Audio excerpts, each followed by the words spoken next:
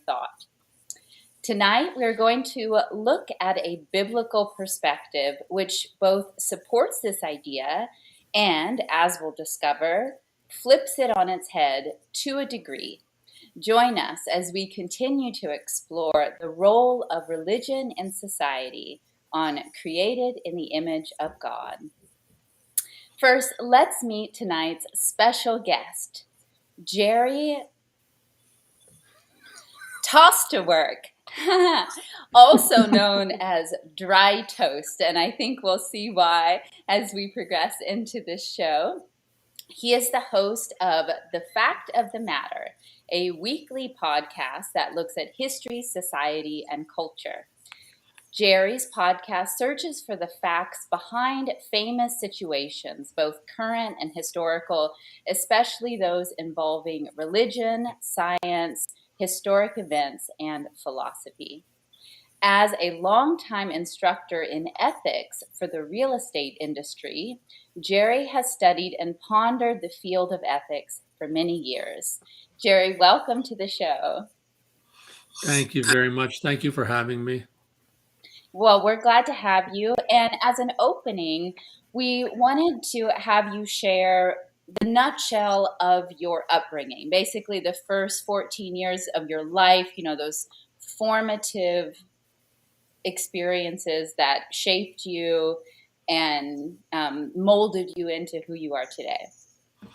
Okay. Well, I guess the first 14 years of my life are what I would call extraordinarily ordinary. I was born into a working class family in a working class town, Edmonton, Alberta, Canada. And really, I was blissfully unaware of the goings on in our world. And first 14 years, I really had no direction, no cares in the world. Even the day we landed on the moon, I was actually out going to my friend's place to see if he could come out to play with me because we were just a kid at the time. And I wouldn't have known, I wouldn't have seen it if his parents hadn't have said, get in and sit down. We're watching the moon landings. Otherwise, I wouldn't have had a clue about it. I was, and I still am, I guess, the black sheep of my family. There were 6 children. My sister was the oldest. And I was the oldest. I was after her. I was the next oldest of 5 boys. So it was my sister and 5 of us boys. And I guess probably a life-shaping event in the first 14 years of my life was when I was in grade 3, the family moved. And I went from the old school where everything was fine and I moved to a new school where I kind of never really fit in with the crowd in that new school, for whatever reason. And so that's the first 14 years of my life in a minute or less. Yeah, well, having shared that, and maybe there's more in that when things started to shift a little bit for you when you moved. But we were wondering how those experiences have shaped your view on personal responsibility, sort of coming from the assumption that once you're 15, you start to be more responsible for your choices and actions in the world. So yeah, to be more clear about my question, how the concept of taking personal responsibility has shaped you today. Okay. Well, I guess I'm again maybe that exception to the rule. Personal responsibility never really hit me until later on in life, and it didn't really begin. I guess in my from starting at 15 when apparently the concept of personality kicks in. It never really kicked in for me until I was 21. I met my then wife to be, and we just celebrated 40 years of marriage. So I guess that's kind of one of those things in life. That's so around 21 is when the thought of personal responsibility really began to kick in for me. So it's kind of a non-answer to your question, but the first 14 years really didn't add to my concept of personal responsibility. I was rather irresponsible. Sure, and I understand that as I think we all all were. Um, but now you seem to be a very active agent in the world, with your podcast and your teachings on ethics and stuff. So, like, how do you merge that idea of personal responsibility with, what you do in the world now? You're really taking action on things. So, sort of moving the things that need to be moved. So, can you talk a little bit about just how that is tied in with, you know, perhaps some of your formative experiences, and then now what you're doing to take responsibility for things you see in the world that need someone to take responsibility for them? Okay, absolutely. You know, I guess I guess for me, probably my formative years, actually, those early years maybe served for me as something to move away from, and um, uh, maybe to expand a bit. The becoming an instructor for the real estate industry in the field of ethics, studying ethics over a number of years. When you study ethics, you can't help but get steeped in philosophy and learning all the good things in life, I guess. And so what really how would I word it? When I need to move those things that need to be moved, I want to refer back to in my early 30s, I stumbled across a book called Four Reasonable Men by Dr. Brand Blanchard. And while I didn't agree entirely with him and with the four folks he chose about as examples of reasonableness, nonetheless, the concept of reasonableness really hit me and struck me and stayed with me. And then as I learned about ethics and philosophy, what I guess what do I use to move those things to be moved? The If we take a very short definition of ethics, it's what we have a right to do versus the right thing to do. And so I really try when there's a decision in front of me or something I have to do, I try and say what's the right thing to do. So I hope that answered the question. Yeah, absolutely. And just the work that you're doing in general. I think Wade will take it from here.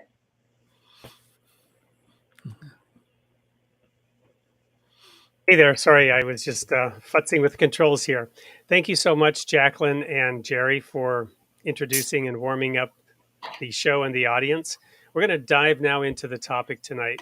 So, the Apostle Paul, in his epistle to Timothy, gives us this interesting soundbite, a little bit controversial, and it's um, therefore it's useful for the show and to get interest. So, that soundbite is science falsely so called. Now, the word science is translated, or the word that gives us that word science, uh, it's only translated science twice in the entire Bible, 66 books. The word science appears twice in the King James Version. So we're going to spend a minute looking at that quote so that our audience understands, especially if there are any textual critics or biblical scholars in the audience, so that we're not in any way misrepresenting or abusing this soundbite. But I want to just read, first of all, this first quote from 1 Timothy chapter 6.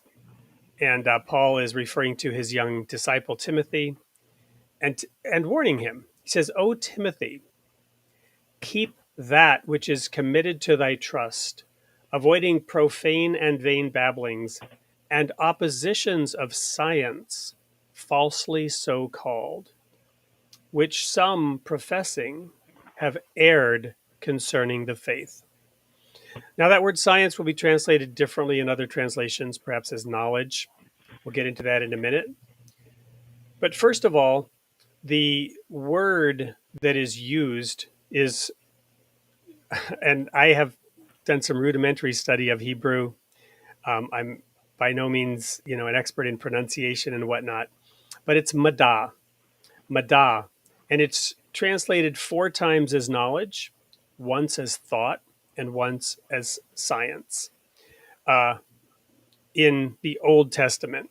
In the New Testament, the one that Timothy uses. It's actually the Greek word gnosis. The Greek word gnosis is translated as knowledge 28 times in the New Testament and as science only once. So let's first read the Old Testament instance of the word science, and then we'll come back to this quote by Timothy. In the Old Testament, the book of Daniel, we read, "And the king spoke unto Ashpenaz, the master of the eunuchs, that he should bring certain of the children of Israel." The king here is Nebuchadnezzar, and it's the book of Daniel, and Daniel was one of these children. "And he should bring certain of the children of Israel, and of the king's seed, and of the princes, children in whom was no blemish, well favored and skillful in all wisdom, and cunning in knowledge, and understanding science, and such as had ability in them to stand in the king's palace, and whom they might teach the learning and the tongue of the Chaldeans." So here the word is used in a very positive manner, right? King Nebuchadnezzar wanted to assemble some of the best and brightest from among those people whom he had conquered and captured, if you will, and bring them into his household and invite them to serve, so that he would encourage this wisdom, this knowledge to grow up in and around the palace. And Daniel was one of the ones chosen. So here we see a very positive use of the term science. And I want to emphasize that before we go back to the other one, lest anyone think, the Bible is anti-science, lest anyone think that people who believe in the Bible have somehow, find evidence in the Bible that helps them become science deniers. For those who watch this show, they know we are anything but science deniers on this show, right? So I wanted to read that from the Old Testament.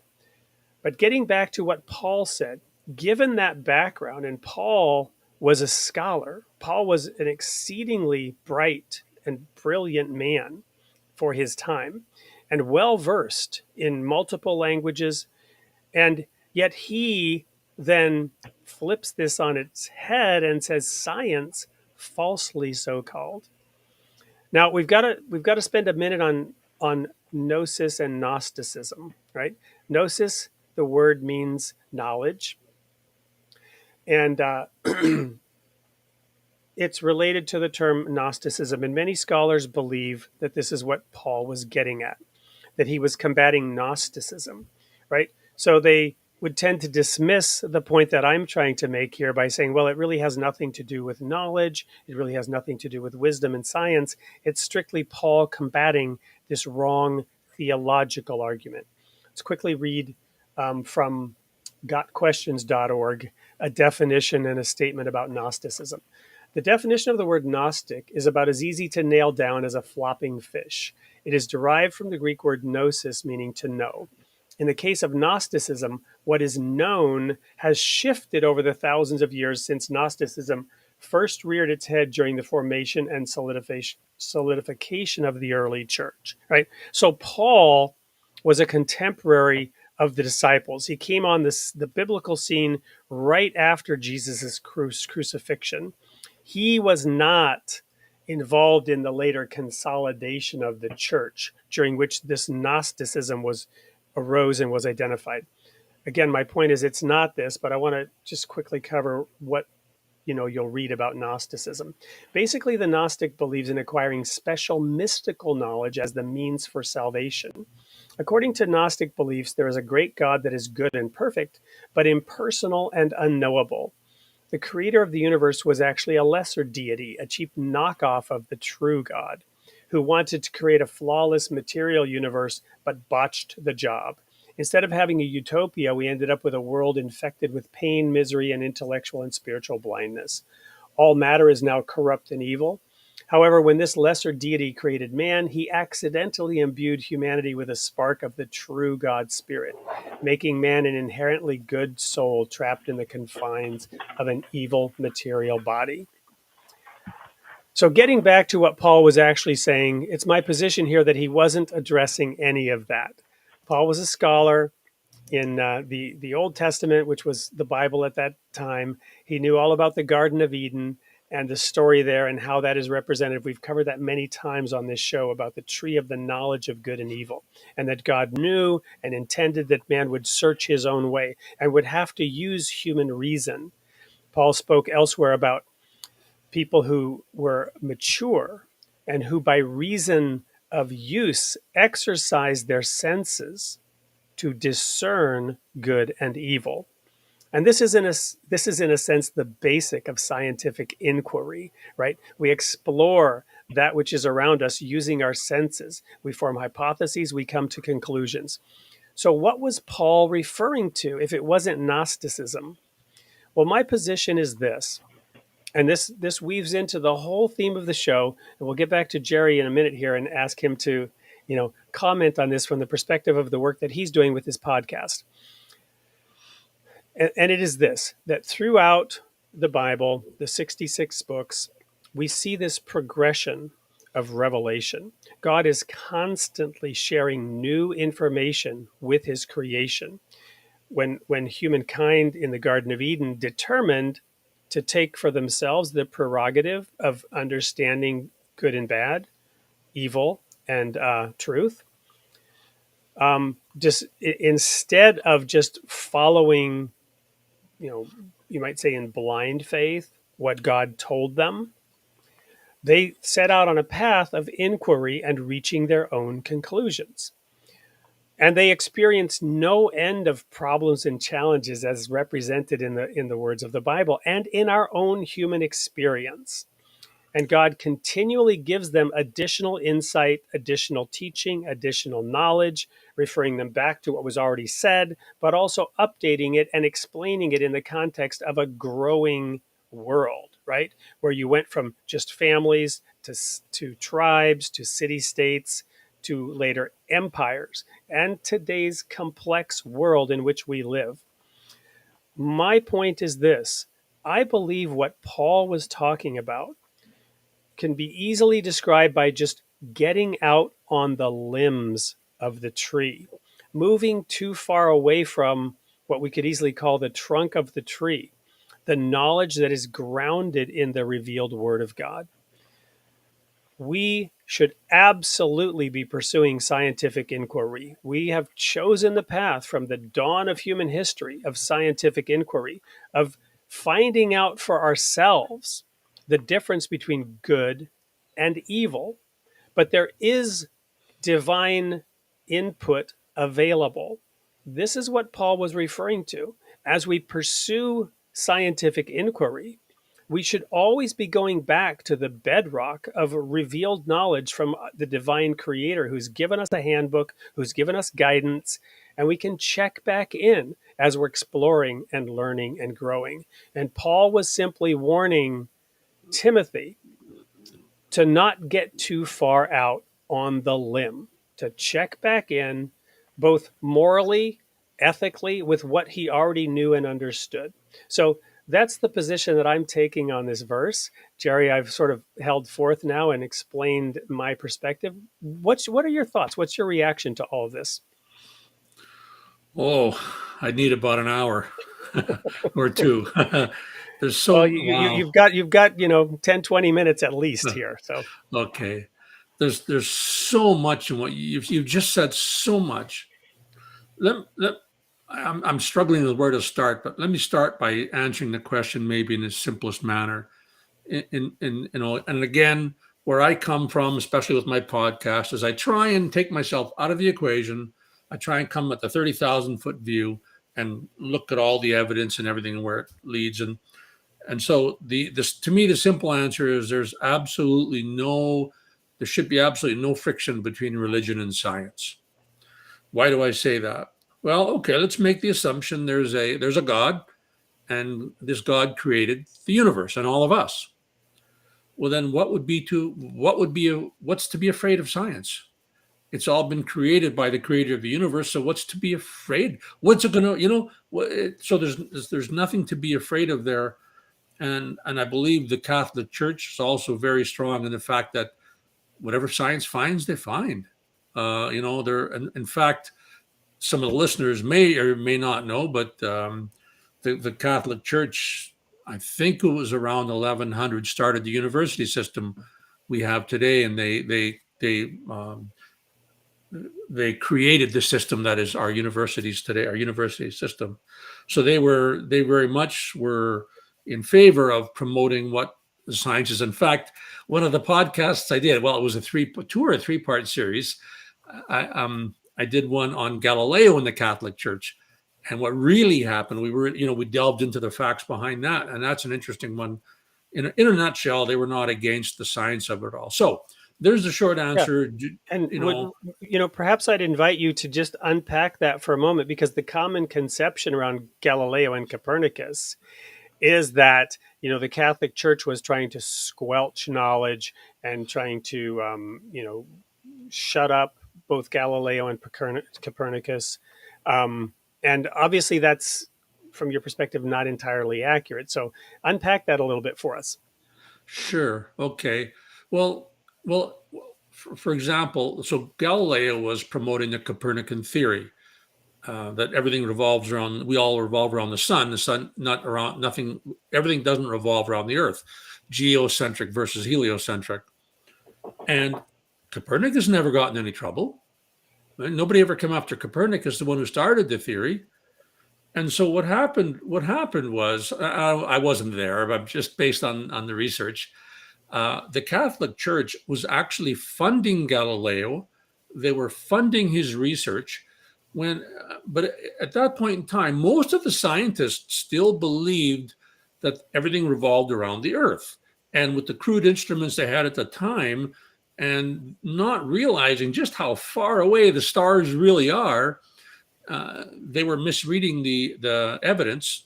Anyways, most of the scientists believed that everything revolved around the Earth, and Galileo saying, "By golly, I've got some evidence here that no, that's not. Everything revolves around the sun." And so Galileo, the church had a day of. They actually had a day of celebration in Galileo's honor, and a lot of the Jesuits who were big into science, they were coming up to Galileo and they were saying, "We're finding the same evidence as you. We weren't sure what to make of this." But Galileo was quite a character, and he was a little big for his britches, and he was a bristly kind of a guy. And as always is the case, there's always someone behind the scenes saying, "You should do this, you should do that." And Galileo was all ready to do it, and so he wrote a book and he ridiculed the Pope. He made this dunce. There was this dunce in the book, and the dunce asked him the same questions that the Pope had been asking him. And so he was irritating the Pope, and the Pope says, "Okay, you want to play, we'll play." And, so he was irritating a lot of scientists. He was irritating the Pope. And they basically, in a nutshell, they said to him, "Look, you can't be going out and saying your theory is a fact and everybody else is an idiot." In a nutshell, that's kind of what happened. And he was quite an irascible fellow. And it was quite an interesting story, actually. So that's in a nutshell. And so, but why I feel there's no tension, there should be no tension between religion and science, is they're both, in a nutshell, they're both a search for truth. Science is a search for truth using empirical data, using evidence, and theology, philosophy, search for meaning, and what there is to the universe, where it comes from, why are we here, right? The big question. And so really, what's the tension? We're both searching for truth. I think where the tension comes from on both sides is sometimes the problem is not science and the problem is not religion. I think the problem is us. Let's say I'm a scientist and I believe in science and I'm an atheist, and we see from the science side. We'll go to the science side first. We'll pick on the bad guys first. We go to the science side first, and we see, to this day, scientists using their position as a scientist to promote their position as an atheist. They're crossing lines there. We're also seeing theologians using their position as a theologian to push their views as a what would you call it, a religious, as a pastor, to say no, science is wrong and the Bible is right, and never the two paths shall cross. I see us as as always, right? Human beings are the problem. We abuse our field of study, if that's a good way of saying it. We, you know, Yeah, oh, I'd like to invoke a term that's common today: echo chambers. So between religion and science, there have been massive echo chambers that you know were dominant for centuries. And I'd like to refer, for those students of the Bible, I know we had one comment where someone doesn't want us to spend time in the Bible, but we're on both sides of this issue. So if you want to engage in this conversation, you're going to need to be a little bit familiar with both. There are tens of millions of people, perhaps even 100 million or so in America, who even today still identify as Christian. We'll get into that in a minute. But to be conversant in these topics, I would encourage everybody to be willing to listen a little bit to both sides. What I want to use as an example from the pages of the Bible, which speaks against astrology, right? There are verses in the Bible that talk about dealing harshly with those who are into astrology. This, of course, can get carried over by religious people and misinterpreted.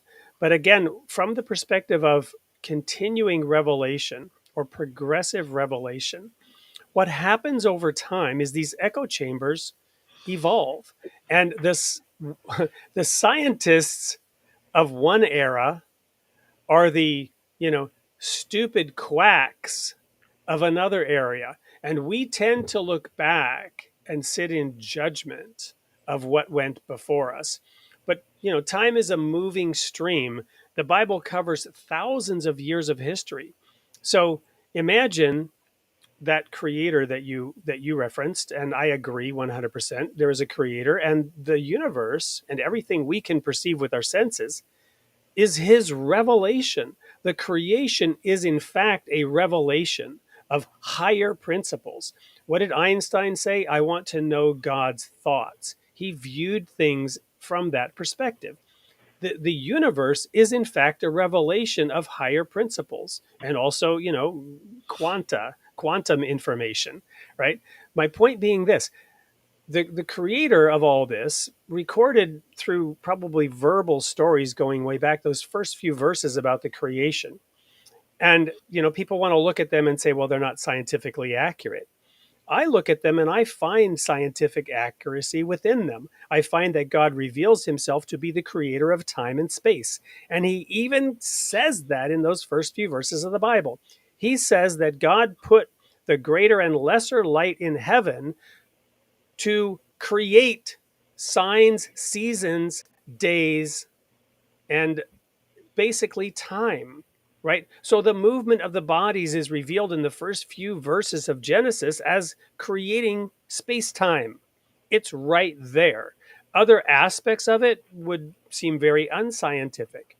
But so you have this being who wants to reveal to his creation in words that are very rudimentary and concepts that are very rudimentary, things that are way beyond their comprehension.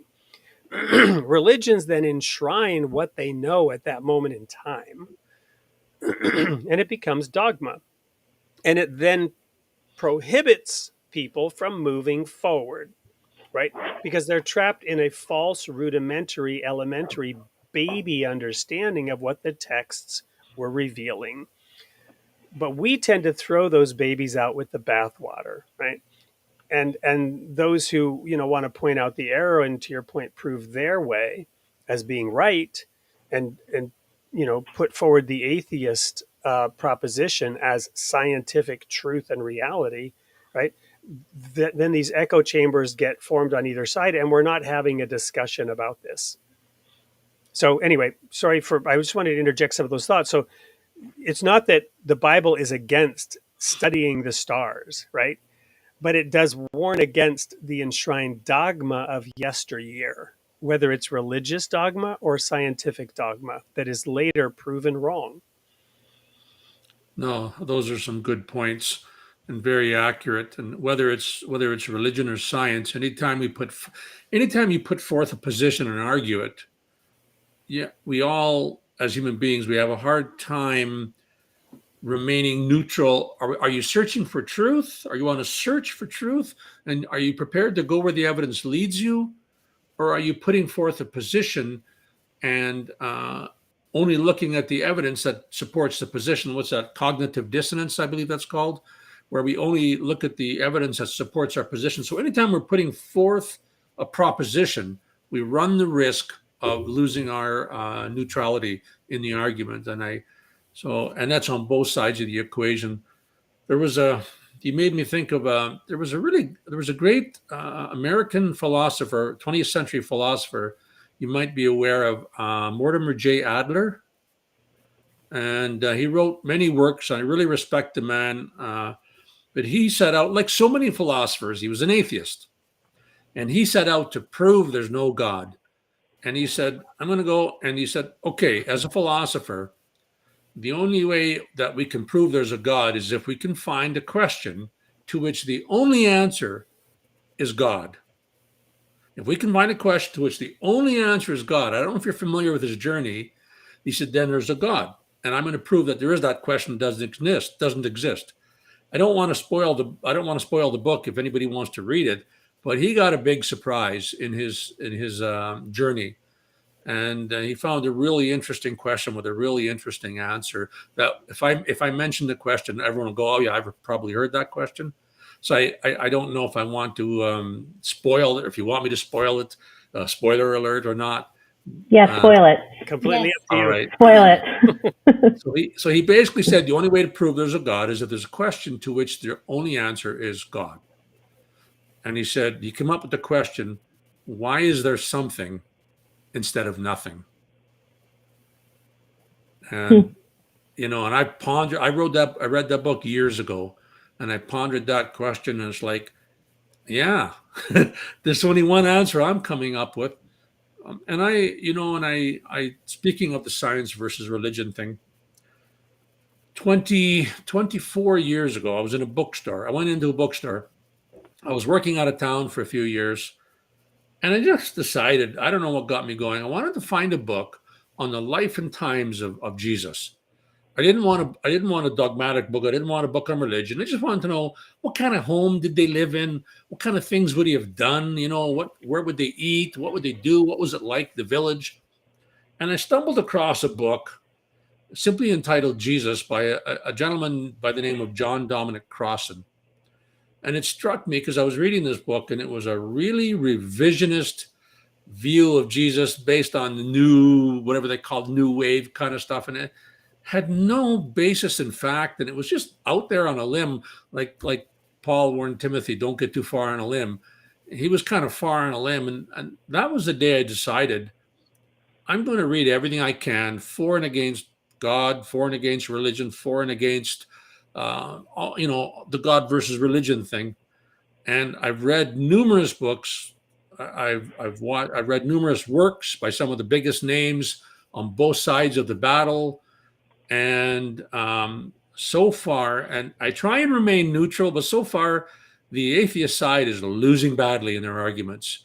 I really haven't seen a solid aha moment argument, and they might be in a catch 22, because how do you prove a universal negative, right? Well, that you've raised a really interesting point that I want to comment on. A verse that came to mind is Hebrews chapter 11, verse 6. Hebrews 11 is known as the faith chapter. And hopefully we can share this quote, but I'll read it. Paul says in Hebrews 11, verse 6, "Without faith it is impossible to please him. For he that comes to God must believe that he is, and that he is a rewarder of them that diligently seek him." I submit that the question that Mortimer Adler answered for himself is a glass half full, glass half empty kind of question. I don't personally believe that it would constitute proof, and any nihilist would come to the conclusion that there's nothing. Why is there something rather than nothing? A nihilist would not view the something as positive, right? And would continue to view the existence of something as proof that there is no God, right? He would see it as meaningless. He would look at the negativity. He would look at humans killing each other And that something that this person would see would be for him proof that there is no God. You follow me? But it's this point of open-mindedness, but none of us can be completely objective. True objectivity does not exist. We all have biases, large or small, that influence, whether we see the glass as half empty or half full. And I would submit that those that would have a positive view of God, whatever that would mean to somebody who doesn't believe in God, right, or is agnostic about God, would end up finding God. And somebody who would, perhaps have a negative view of that would end up not finding God. God is therefore going to be elusive, right? And you're not going to be able to pin God down unless you're sort of looking for God with a positive bias, if that makes sense. What's your thought on that perspective? Well, that's a lot to take in. I will say this. The first thing is the nihilist or nihilist. I'm not sure on the proper pronunciation, but they're already biased. The fact that you're a nihilist or a nihilist, I'm not sure.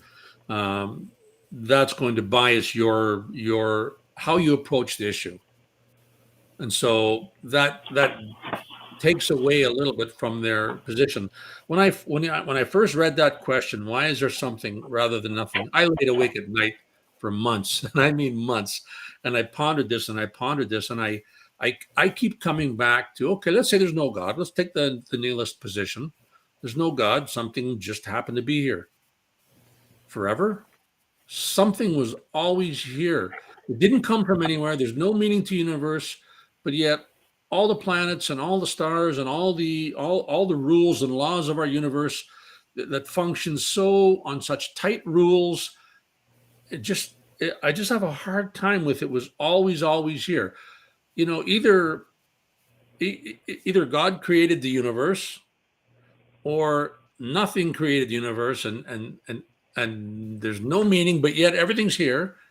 And yet human beings search meaning in their life. There's you know the more I ponder it, the more I'm moving towards agreement with Dr. Adler. I just can't. It just that's and I try and remain neutral. That's what I do, right? That's my thing. I try and look at the evidence, but I just can't help but go in the direction he went in as well. Uh, I don't know if that helps at all, but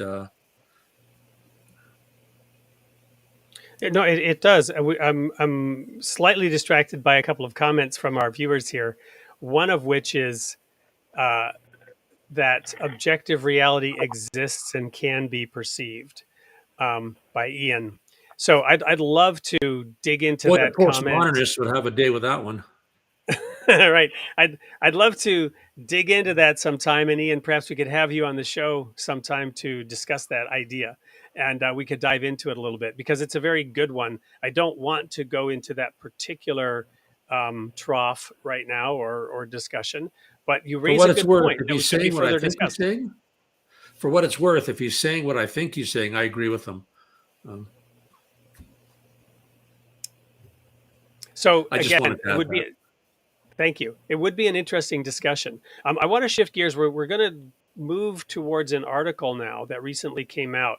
But before we do, Jill is going to just sort of share a little bit of her thoughts on this. Well, we'll actually go to Jacqueline first and then back to Jill, just to invite both of you the opportunity to provide any comments or thoughts that you've had as Gerry and I have been discussing this. I'm really enjoying the discussion. I hate to be boring here, but I don't have anything to interject at the moment. I'm enjoying where it goes. I feel the same. I mean, the only thing I can really add is that when you guys were talking about science and, believing in God, I feel like everybody now is so emotional about their getting their point across. They have to be right. And I feel like society in general has just shifted in things that people could communicate about before, even 10 years ago, they can't. They have to be right. And I feel like it's just really divisive. Everything is really divisive now. So that's really all I have to add. Well, that kind of leads into the word from a sponsor as to, another Sure. dimension of what this show is about. There's a comment out there about, I think it's probably directed at me, that I'm seem to be generally misguided as to what science does and also our current cosmology. So, Drowning in Decimals would love to have you also on the show to dig into this a little deeper.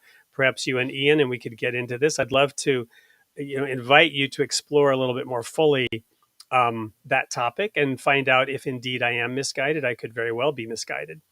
I hope that I'm open to that scientific inquiry. But Jill, share a little Sure. bit that dimension, both in terms of what Gerry's offering on his podcast and what we have to offer in addition to this show. Sure. So, first of all, Jerry, do you want to just tell everybody how they can find your podcast? Oh, sure. Thank you. Yeah. So the name of the podcast is called The Fact of the Matter, and it's on practically every podcast carrier, Apple, Google, Spotify, podcast. What was the other podcast? Addict. Practically everyone it's on. And there was another show with the same name, although I don't know if they're still active. But mine, I have a yellow icon with a picture of a magnifying glass and a picture of a book, and my little stage name for the podcast, Dry Toast. So yeah, the fact of the matter on practically any podcast carrier. Thank Great. you. Great.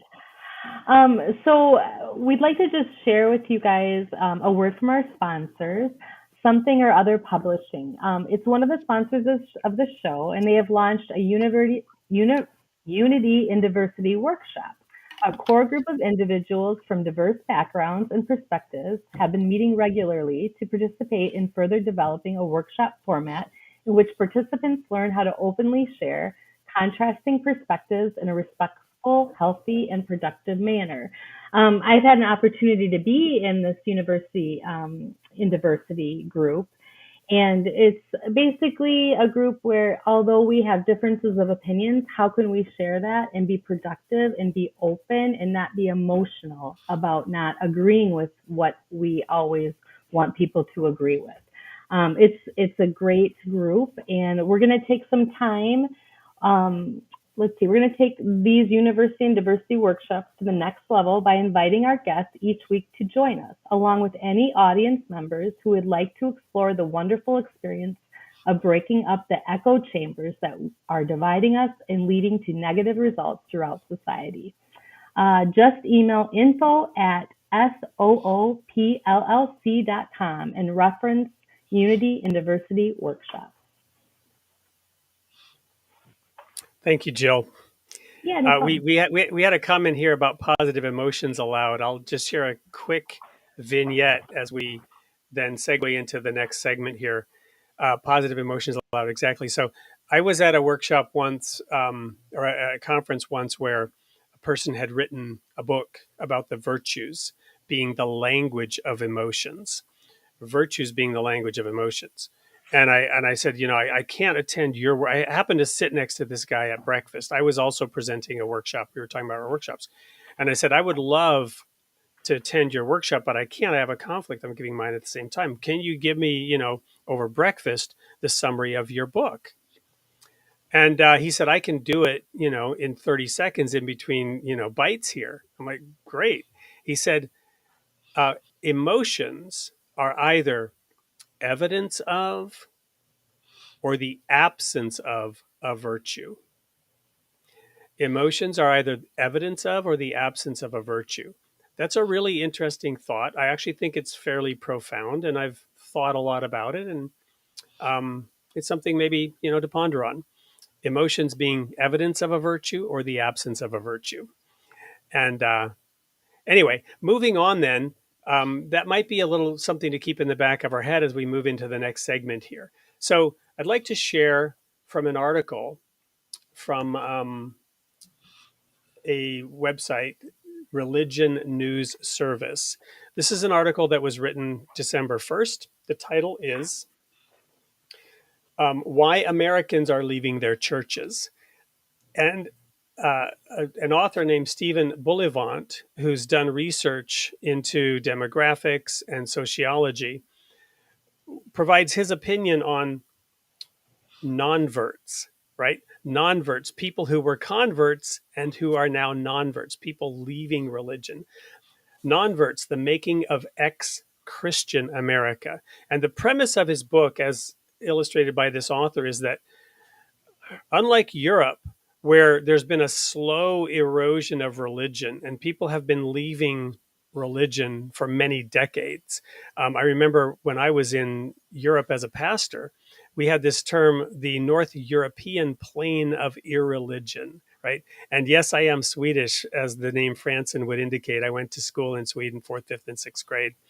My father's from Sweden, and I ended up in Germany, and I was pastoring churches in Germany and Switzerland, and also behind the Iron Curtain. I was pastor of the first church for our denomination in Estonia. I was in Poland, before the wall came down, doing tons of stuff in Europe. And we were struggling with this concept of the North German plane of irreligion, and trying to advance the cause of religion in some of those countries was very difficult. But what this author is commenting on is how rapid has been the departure of Americans from their religions. And he covers off on three main reasons. First, he says, was the end of the Cold War. It's interesting for me personally because, again, I had those experiences behind the Iron Curtain during the Cold War and just as that was ending. And in fact, one of my claims to fame was negotiating with Pol Orbis, in particular, the Polish government controlled tourist agency, to bring in a group of 100 plus religious people to worship in Poland, an Iron Curtain country where religion was outlawed. This was before the wall came down. Quite a significant achievement that we were able to bring in a group of more than 100 people to worship for 8 days. And also, we were working on getting visas from people from different countries behind the Iron Curtain to travel to other countries where they could worship with us, because they weren't allowed to worship even with us in their own countries. So the wall was crumbling in the Soviet Union. Religion was being allowed to creep back in. So it's fascinating now for me to read, and the end of the Cold War was the collapse of religious observance in America. It's the first thing that he mentions. He says there was a big threat of, quote, godless communism, unquote, making it hard for anyone with religious doubts to admit them publicly. There was this coercion, right? Societal coercion to go along and conform, because the alternative was godless communism. Secondly, a second factor is the sudden appearance of the internet, which made it possible for like-minded people to find each other, right? So these people that had their doubts and that were beginning to feel like they didn't need to go along, and they had arguments against this threat of godless communism and other things, could find each other. And the third factor, he says, sounds like circular logic. Quote, the nuns, meaning those who don't have religion, the nuns are rising because the nuns are rising. But human beings are herd creatures. So this is not actually circular logic. It's more of a contagion. You might say a virus, right? Of these people becoming infected and finding each other. Now, it might be a positive thing, right? They might be, building immunity to the false idea that there's a God or that their particular religion is good. But the point is, it's somewhat contagious and people want to be around others. So Bullivant explains we tend to do what our neighbors are doing. That's that social coercion. So this gets to the heart and core of the message of this show. Religion has resorted to means that are not inspiring to corral the sheep over history. And the role of scientific thought and scientific inquiry, as well as some of these societal changes, is now leading to a large rejection of organized religion in particular, and probably, even spiritual God, connectivity amongst Americans. Gerry, you're up in Canada, as we learned earlier, and, perhaps in Canada, this progression away from religion was a little more gradual and has been a little longer lasting. What are your thoughts on this article, both as a Canadian and thinking about and observing that, yeah, this phenomenon is happening here south of your border? I think it's probably happening here similar to the United States. Um, this makes me think of a scientific concept that I talk about a bit in my show, the bell curve. And the bell curve explains so much of life and so much of issues of the day, so to speak. But if you look at the bell curve, right, so many people you got on any kind of an issue or any kind of a thing, anything that falls under a distribution. You've got the fringes on the outer edges on the two sides. You've got the mass in the middle, and then the two shoulders. And I think he mentioned that interesting thing about godless communism. There's probably always been like kind of. I think he mentioned it there when I think you read that about there was that group that was always just hanging on, but now it's easier to say I'm not there because I'm not going to be a godless communist or evil or burned at the stake or what have you. So that does make some sense. Although I think it's like anything. I don't think it's a trend. I think it's a fad. And I think I shouldn't say I think the evidence. I try not to think. I try to think. I try and let the evidence lead me. Is what I'm trying to say. I think the evidence will show that it'll balance itself out over time. These kind of things. It's kind of What like you what ever what notice. what time frame are we talking about here? Because we've not seen that happen in Europe, for example. We're talking since the Enlightenment. And by the way, I lived in Germany and Sweden, as mentioned. I was actually born in Canada for our listeners up there as well. So I've lived in 7 countries, and I've seen this trend increase over my lifetime, but it was proceeding apace in Europe in particular, and of course, even in the Soviet Union, right? Which threw religion out across its territories.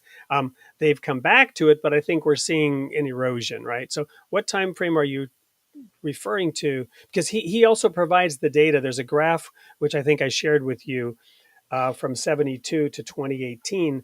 This man is he's not just coming up with these ideas; he's digging into the data, right? And Yeah. I see the yeah, go ahead. graph, and I think this is a good graph. And it's kind of where I was just going to go to. I can't answer on time frame, but I would, Mhm. and maybe you've seen the numbers, but I would think. Well, actually, let me make my point, and then I'll come back to what I was just going to say now. So when you hear a new company comes along, and this company is growing rapidly, and so they try and sell you stock in the company. In 20 years, you're going to be rich. Well, no, every new company that's a success or what have you, there's always that rapid growth phase and then it levels off, right? And so I'm looking at this graph here and I'm thinking it's probably going to level off at some point. I want to ask you though, do you know the numbers in Europe? Surely it hasn't been 500 years of because 500 years of there'd be no one left in religion. And I know there's lots of churches still across Europe. So do you know the numbers? Has it stabilized at a certain percentage?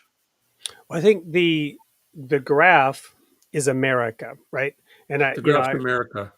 right. So, and I wish I had the ability to kind of, well, you know what? I don't know if I can screen share. Let me try to do that real quick. I can do that. It looks like.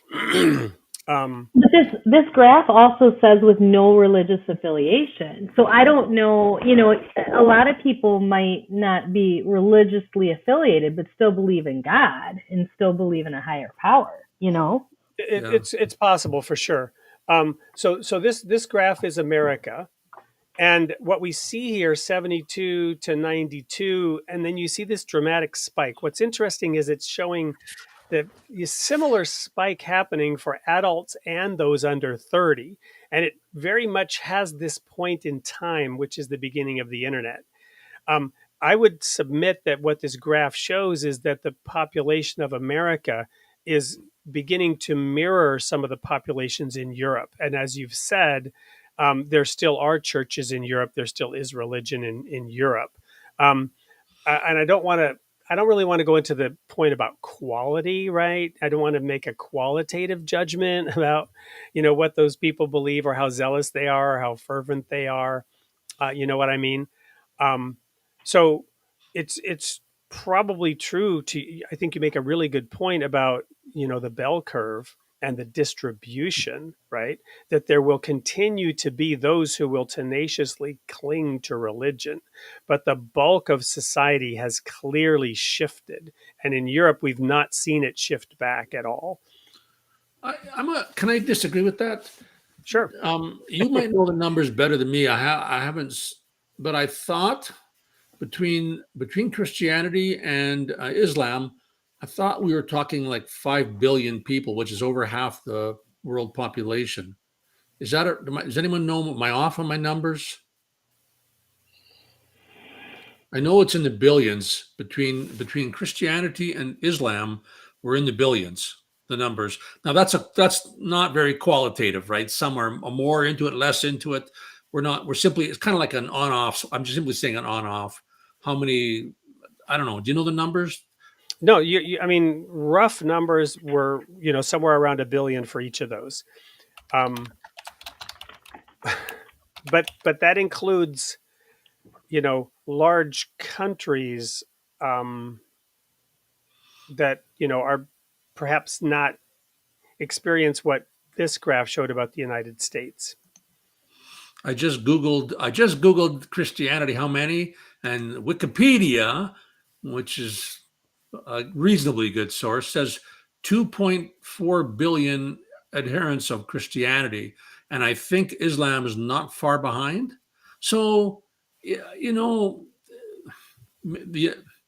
don't know. I think this may be the United States, but the world overall. Oh, the numbers are far back in my head. It's been a while since I've seen them, but I think overall religion is fairly stable. Maybe some of the listeners might have time to Google that, but I thought the numbers overall were stable. We're looking at one country over a short period of time, right? So is it representative of the world, I guess? I do have something to say on this. This isn't based on any sort of stats or anything. This is all very, intellectual graph-based approach to this topic, which is very relevant. But I've just been reflecting my personal life in the last couple of days.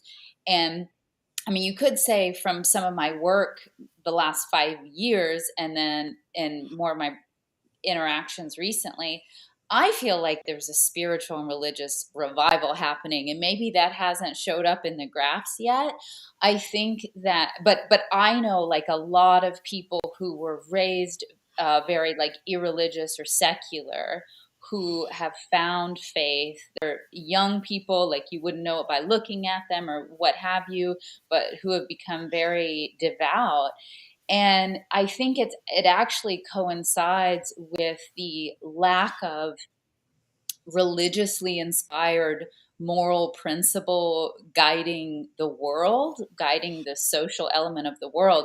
It is in the US and Europe and I guess everywhere, it is no longer like politically correct to use any sort of moral compass to make decisions, it seems like. And the more that decreases the morality in the public sphere, I feel like it's actually drawing people for their own independent search for truth and to search for God and meaning and stuff. So again, that's not based on any facts you can Google, and it could just be the circles that I run in and the people who are attracted to what I do and stuff. But maybe it's a trend that's not showing in the graphs yet, that people seem to be really hungry and searching. So it's not necessarily like staying in the church of their upbringing, but it's finding a devotional practice on their own out of a great need.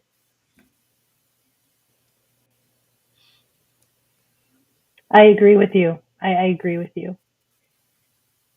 I don't think my personal opinion is, I don't know if people necessarily organized religion. I know since I've moved here, I've met many people that are quite religious and believe in God and believe in Jesus, but they don't necessarily subscribe to an organized religion. And maybe it's just the location that I'm at, but I've noticed that here. So more so than before when I wasn't, when I was in a different location. Yeah, so I appreciate really those thoughts. And I'd like to pose one question as we come to a conclusion here. We're already at the hour. Of course, those who watch the show every week know we always go over. We always try not to, and we always go over, which is great. But so where is this trending then?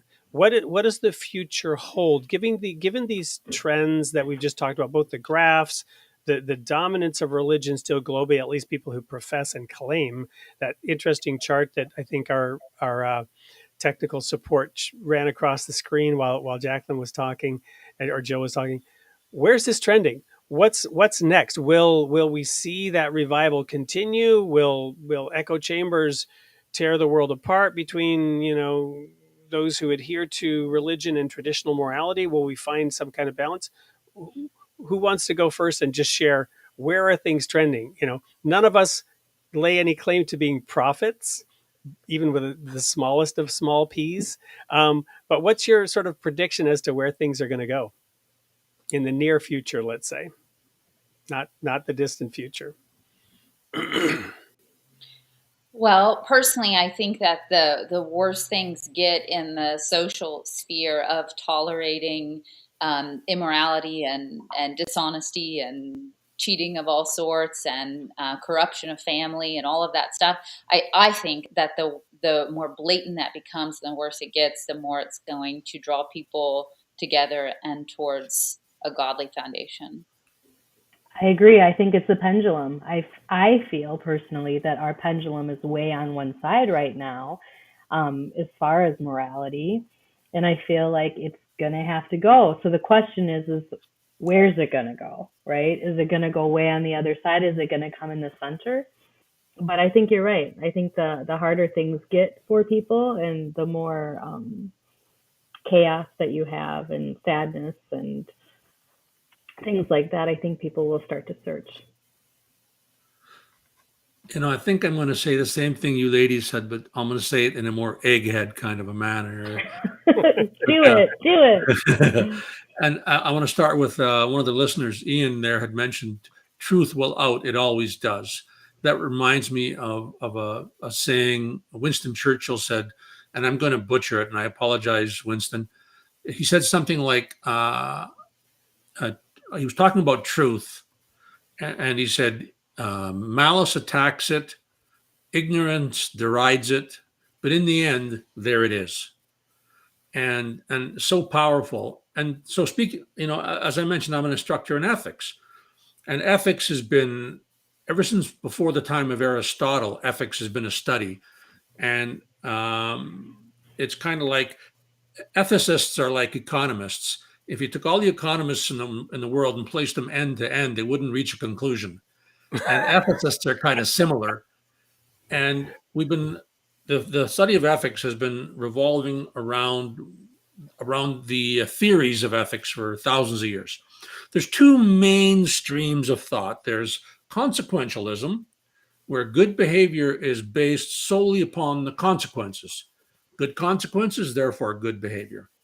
There's non-consequentialism, which is more religious codes of ethics, Bible, Quran, Torah, where we have these codes of behavior. And so this has been going through history for thousands of years. And where they're kind of coming at the moment is what they call, consequentialism has no guiding, no North Star.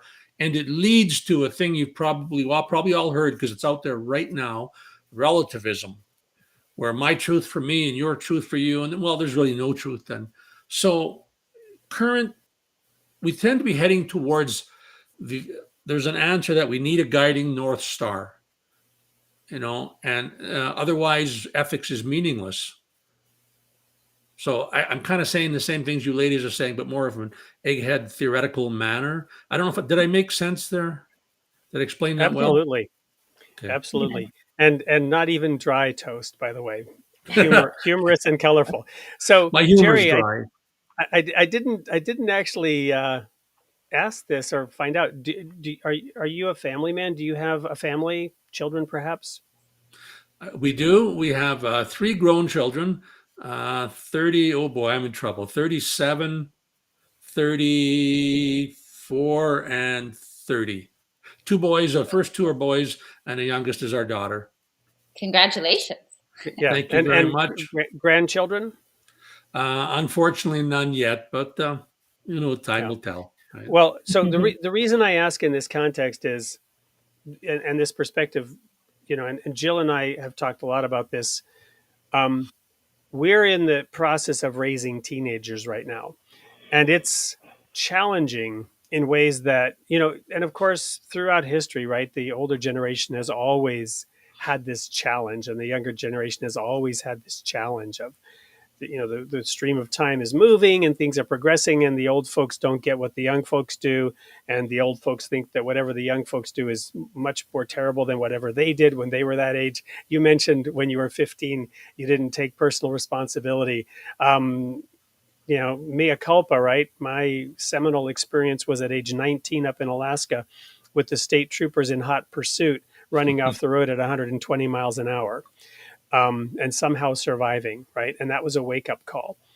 But my point is, as a parent today, we are seeing challenges that, in my view, are far worse than anything before, especially so-called safe spaces in school, and the books that are being, encouraged for children to read, that are excessively sexualizing their thinking at an age that is just completely inappropriate, right? So some of where we come from on this issue of morality has to do with the fact that we have children of that age in a society that is rapidly changing, and society has perhaps, always rapidly changed, especially in the last several hundred years.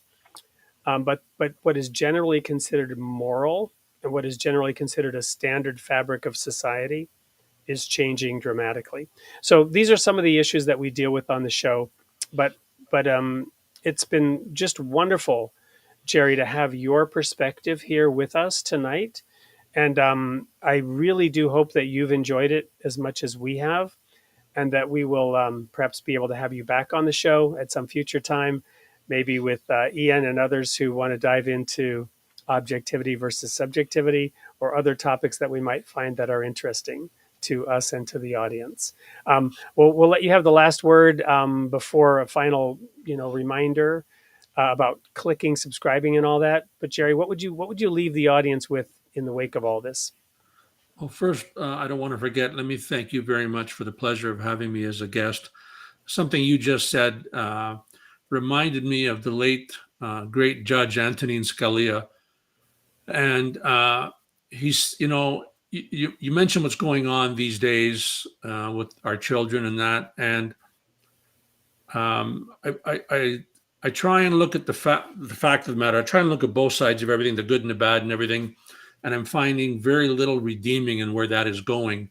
And we have to fight that with every breath in us. But what Judge Scalia said, he said, I don't attack people, I attack ideas. And they're people at the other end, and they have their beliefs. And so if we're going to attack ideas. At the end of the day, Amen. we're all humanity. Very Amen. solid advice. Very solid advice. Thank you.